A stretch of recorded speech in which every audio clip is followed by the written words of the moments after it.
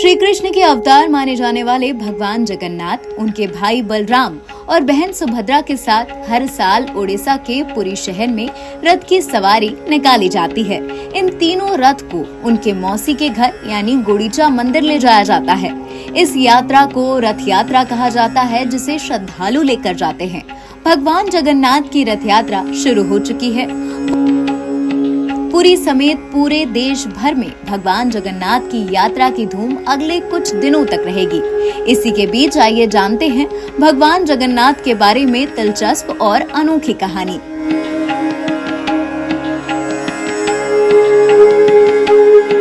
ये कहानी तब की है जब हिंदुस्तान पर मुगल बादशाह अकबर का राज था। उस वक्त बंगाल में सुल्तान सुलेमान खान का शासन हुआ करता था। सुलेमान ने 1568 में उड़ीसा को अपने कब्जे में ले लिया। पुरी के जगन्नाथ मंदिर को अपना अधिकार बना लिया। मगर इन सब के बीच ये कहानी उस इंसान की है जिसने भगवान जगन्नाथ को सुल्तान के चंगुल से बचाया।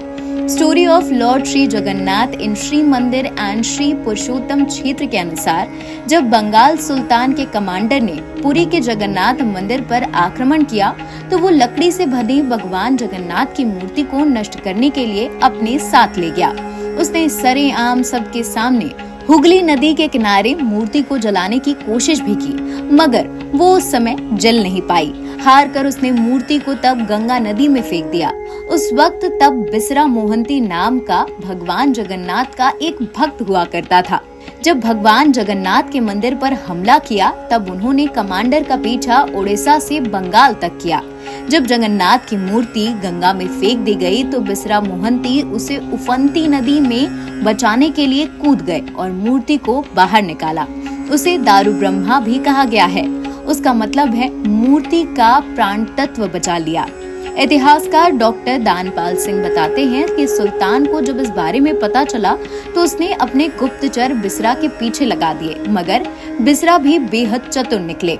उन्होंने भगवान जगन्नाथ की मूर्ति को ढोलक जैसे दिखने वाले वाद्य यंत्र में छिपा दिया और उस मूर्ति को अपने गांव कुंजल ले गए। यहाँ पर ही बेहद चुपचाप तरीके से भगवान की वो पूजा करते थे।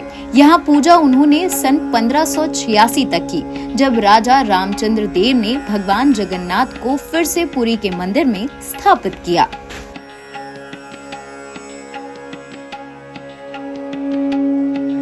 पुरी समेत पूरे देश में भगवान जगन्नाथ की यात्रा को धूमधाम से मनाया जाता है और अलग अलग रथ यात्राएं निकाली जाती हैं।